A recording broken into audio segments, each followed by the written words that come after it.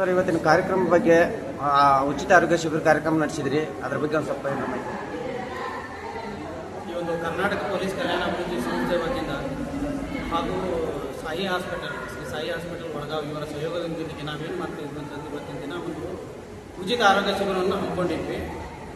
ಇದರ ಸದುಪಯೋಗ ಎಲ್ಲ ನಮ್ಮ ಸಂಸ್ಥೆಯ ಸದಸ್ಯರು ಹಾಗೂ ಈ ಒಂದು ವಡಗಾವಿ ಸುತ್ತಮುತ್ತಿನ ಒಂದು ಏನು ಮಹಿಳೆಯರಿದ್ದಾರೆ ಅದನ್ನು ಸದುಪಯೋಗ ಪಡ್ಕೊಂಡ್ರು. ಜೊತೆಗೆ ನಾವೊಂದು 500 ಜನ ಹೆಣ್ಣು ಮಕ್ಕಳಿಗೆ ಒಂದು ಬಾಗಿನ ಕೊಡುವಂಥ ಮತ್ತು ಅರಿಶಿನ ಕುಂಕುಮ ಕೊಡುವಂಥ ಒಂದು ಕಾರ್ಯಕ್ರಮವನ್ನು ಕೂಡ ಮಾಡಿಕೊಂಡಿದ್ವಿ. ಅದರ ಜೊತೆಗೆ ನಮ್ಮ ಪೂಜ್ಯ ದೇವಾಧೀನರಾದಂಥ ನಮ್ಮ ಶ್ರೀ ತಂದೆಯವರ ಸ್ಮರಣಾರ್ಥಕವಾಗಿ ಒಂದು ನಿರ್ಗತಿಕರಿಗೆ ಇದೇ ದಿನದಿಂದ ನಾವು ಒಂದು ಫುಡ್ ಕಿಟ್ ವಿತರಣಾ ಕಾರ್ಯಕ್ರಮ ಮಾಡಿದ್ವಿ. ಪ್ರತಿ ತಿಂಗಳು ಯಾರು ತಂದೆ ತಾಯಿನ ಸಾಕಾಗಲ್ಲ ಅಂಥ ತಂದೆ ತಾಯಿಗಳಿಗೆ ನನ್ನ ಒಂದು ಸ್ವಂತ ದುಡ್ಡಿನಿಂದ ಒಂದು ಅವರಿಗೆ ಫುಡ್ ಕಿಟ್ ಕೊಡುವಂಥ ಒಂದು ಕಾರ್ಯಕ್ರಮವನ್ನು ರನ್ ಮಾಡಿದ್ವಿ. ಮತ್ತು ನಮ್ಮ ಸಂಸ್ಥೆ ವತಿಯಿಂದ ಒಂದು 5 ಯೋಜನೆಗಳನ್ನು ಪ್ರಾರಂಭ ಮಾಡಿದ್ವಿ. ಆ 5 ಯೋಜನೆಗಳಿಗೆ ಇವತ್ತು ಚಾಲನೆ ಕೊಟ್ಟಿದ್ದೀವಿ. ಉದಾಹರಣೆಗೆ ಹೇಳ್ಬೇಕಂತಂದರೆ ನಮ್ಮದೊಂದು ನಿವೇಶನ ಯೋಜನೆ ಅಂತಿದೆ, ಮತ್ತೊಂದು ಉಳಿತಾಯ ಯೋಜನೆ, ಸಂಸಾರ ಯೋಜನೆ, ಮತ್ತು ಮ್ಯಾನ್ ಪವರ್ ಸೆಗ್ಮೆಂಟು, ಮತ್ತು ಇನ್ನೊಂದು ಸರ್ವಿಸ್ ಸೆಕ್ಟರ್ ಅಂತ ಹೇಳಿದೆ. ಅದರ ಜೊತೆಗೆ ನಾವೊಂದು ಶಕ್ತಿ ದಳ ಅಂತೇಳಿ ಒಂದು ಪ್ರಾರಂಭ ಮಾಡ್ಕೊಂಡಿದ್ದೀವಿ ನಮ್ಮ ಕರ್ನಾಟಕ ಪೊಲೀಸ್ ಕಲ್ಯಾಣ ಅಭಿವೃದ್ಧಿ ಸಂಸ್ಥೆ ವತಿಯಿಂದ. ಇವತ್ತಿನ ದಿನ ಅದಕ್ಕೊಂದು ಉದ್ಘಾಟನೆಯನ್ನು ಕೊಡುವಂಥ ಒಂದು ಕಾರ್ಯಕ್ರಮವನ್ನು ಹಮ್ಮಿಕೊಂಡಿದ್ದೀವಿ. ಈ ಶಕ್ತಿ ದಳದ ಉದ್ದೇಶ ಏನಪ್ಪ ಅಂತಂದರೆ, ಯಾರು ನಮ್ಮ ಕರ್ನಾಟಕ ರಾಜ್ಯದಲ್ಲಿ ನಿರುದ್ಯೋಗಿಗಳಿದ್ದಾರೆ ಅವರಿಗೆ ಒಂದು ಉದ್ಯೋಗವನ್ನು ಕೊಡಬೇಕು ಅನ್ನೋ ಒಂದು ಉದ್ದೇಶದಿಂದ ಈ ಒಂದು ಶಕ್ತಿ ದಳವನ್ನು ಮಾಡಿಕೊಂಡಿದ್ದೀವಿ.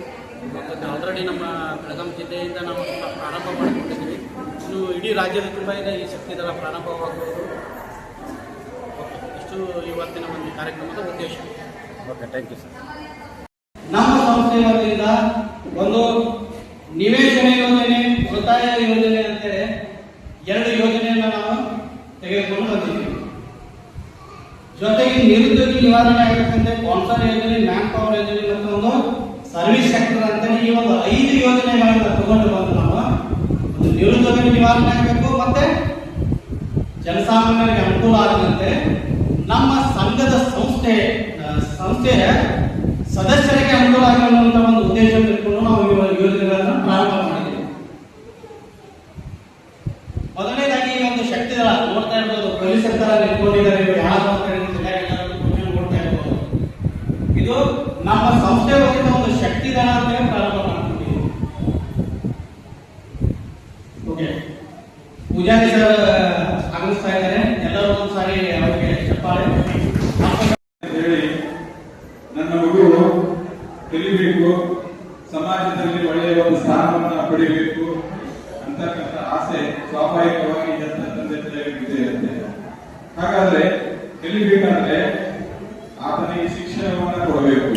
ಶಿಕ್ಷಣ ಬೇಕಾದ್ರೆ ಈಗಿನ ಒಂದು ಕಾಲದಲ್ಲಿ ಮಗುವಿಗೆ ಫೀಸ್ ಕೊಟ್ಟು ಕೊಡ್ತಕ್ಕಂಥ ಸಾಮರ್ಥ್ಯ ನಮ್ಮಲ್ಲಿ ಇರದೇ ಇದ್ದರೂ ಕೂಡ ಸರ್ಕಾರದ ವತಿಯಿಂದ ಉಚಿತವಾಗಿ ಗುಣಮಟ್ಟದ ಶಿಕ್ಷಣವನ್ನು ಮಾಡಲು ಕೊಡ್ತಾ ಇದ್ದೇವೆ.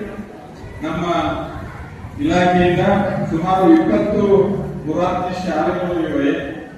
ಆ ನಂತರ ಒಂದು 22 ಮೌಲಾನಾ ಆಜಾದ್ ಶಾಲೆಗಳಿದ್ದಾವೆ. ಅಲ್ಲಿ ನಾವೇನ್ ಮಾಡ್ತೇವೆ ಅಂದ್ರೆ 75% ಮೈನಾರಿಟಿಯನ್ನು ನೋಡ್ಕೋತೇವೆ. ಅಂದ್ರೆ ಮುಸ್ಲಿಂ, ಜೈನರು, ಕ್ರಿಶ್ಚಿಯನ್, ಸಿಖ್, ಬೌದ್ಧ ಈ ವಿದ್ಯಾರ್ಥಿಗಳಿಗೆ ಎಡ್ಮಿಷನ್ ಕೊಡ್ತೇವೆ. 25% ಅದರ್ ಕಾಸ್ಟ್, SC ಇರಲಿ, ST ಇರಲಿ, 2A ಇರಲಿ, 3A ಇರಲಿ, 3B ಎಲ್ಲರಿಗೂ ಕೂಡ ಕೊಡ್ತಕ್ಕಂಥ ಒಂದು ವ್ಯವಸ್ಥೆಯನ್ನು ನಾವು ಮಾಡ್ತಾ ಇದ್ದೇವೆ. ಯಾರಿಗಾದ್ರೂ ತಮ್ಮ ಮಕ್ಕಳ ಭವಿಷ್ಯದ ಬಗ್ಗೆ ಶೈಕ್ಷಣಿಕವಾಗಿ ಏನಾದರೂ ಹೆಲ್ಪ್ ಬೇಕಾದ್ರೆ ರಾಮತೀರ್ಥ ನಗರದಲ್ಲಿ ನಮ್ಮ ಆಫೀಸ್ ಇದೆ, ದಯವಿಟ್ಟು ನಾವು ಕಾಂಟ್ಯಾಕ್ಟ್ ಮಾಡಬೇಕು. ಮತ್ತೆ ಜಮಾದಾರ್ ಅವರನ್ನು ಕೂಡ ನೀವು ಕಾಂಟ್ಯಾಕ್ಟ್ ಮಾಡಿದ್ರೆ ನಾನು ಸಹಾಯ ಮಾಡಲಿಕ್ಕೆ ಸಿದ್ಧನಿದ್ದೇನೆ ಅಂತಕ್ಕಂಥ ಒಂದು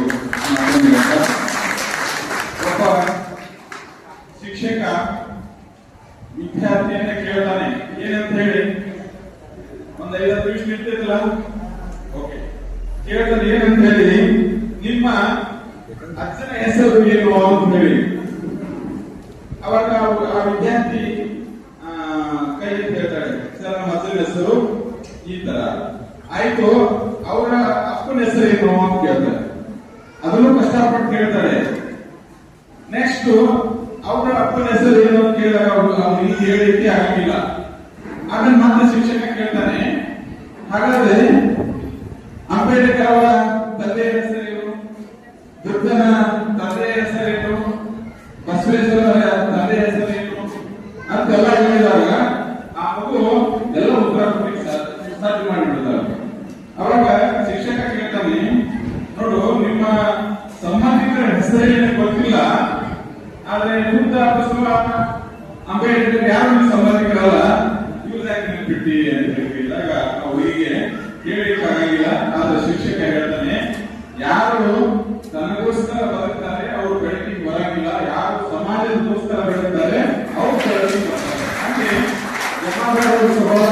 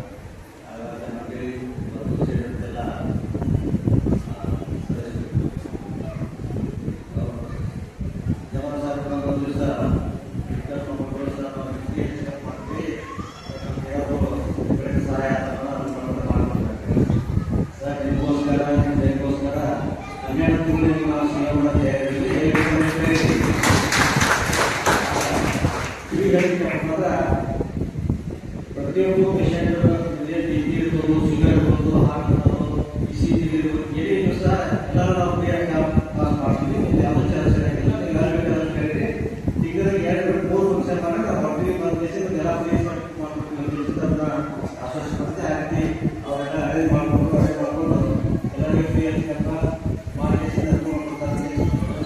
ಮಾಡ್ತಾ ಇದ್ದಾರೆ. ಒಂದು ಸಂತೋಷ ವಿಷಯ. ಇನ್ನೊಂದು ವಿಷಯ, ದಾರಿ ಮಾಡಬೇಕು ಅಂತಂದ್ರೆ ಬಹಳ ಸಂತೋಷದ ವಿಷಯ. ಕಾರಣ ಈ ಒಂದು ಸಣ್ಣ ವಯಸ್ಸಿನಾಗ ನೀವು ಮನೆ ಬೆಳಬೇಕು ಅಂತಂದ್ರೆ ನೀವು ಒಬ್ಬರ ಕಡೆಯಿಂದ ಸಾಧ್ಯ ಆಗೋದಿಲ್ಲ.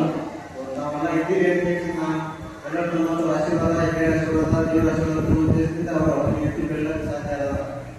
ಇದೇ ರೀತಿ ಎಲ್ಲ ಅವು ಐಡಿಯಾಗಳು ಬಡವ ಜನರಿಗೆ ಯಾವ ರೀತಿ ಕೂಡ ಸಾಧ್ಯ ಆಗೈತಿ, ಆಮೇಲೆ ಚಟುವಟಿಕೆಗಳು ಯಾವ ರೀತಿ ಕೂಡ ಸಾಧ್ಯ ಆಗೈತಿ ಅಥವಾ ಬೇರೆ ಏನಾದರೂ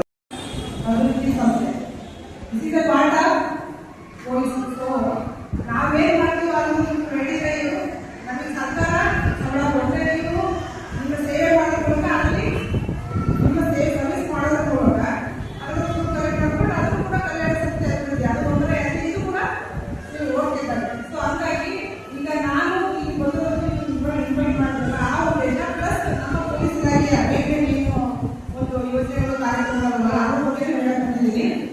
ಸೊ ಈ ಒಂದು ಕರ್ನಾಟಕ ಪೊಲೀಸ್ ಕಲ್ಯಾಣ ಅಭಿವೃದ್ಧಿ ಸಂಸ್ಥೆಯ ಒಂದು ಓವರ್ ಇದೆಲ್ಲ ಕಂಪ್ಯೂಟರ್ಸಲ್ಲೇ ಇದೆ. ಅದು ಕಂಪ್ಯೂಟರ್ ಅಕೌಂಟ್ ಅಪೋಸಿಟ್ ಬೆಳಗಾವಿ ಅಂದರೆ ನಮ್ಮ ಕ್ಯಾಪ್ ಲಿಮಿಟ್ಸ್ನಲ್ಲೇ ಒಂದು ಸಂಸ್ಥೆಯ ಒಂದು ಇದಿದೆ,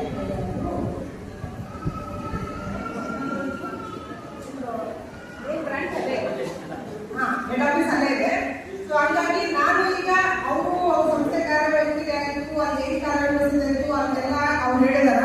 ಅದನ್ನು ಹೇಳೋದಕ್ಕೂ ಕೂಡ ಈ ಪೊಲೀಸ್ ಇಲಾಖೆ ವತಿಯಿಂದ ಏನಾದರೂ ಪ್ರೋಗ್ರಾಮ್ಸ್ ಅಥವಾ ಅವ್ರು ಹೇಳೋದಕ್ಕೆ ಇಷ್ಟಪಡ್ತೀನಿ.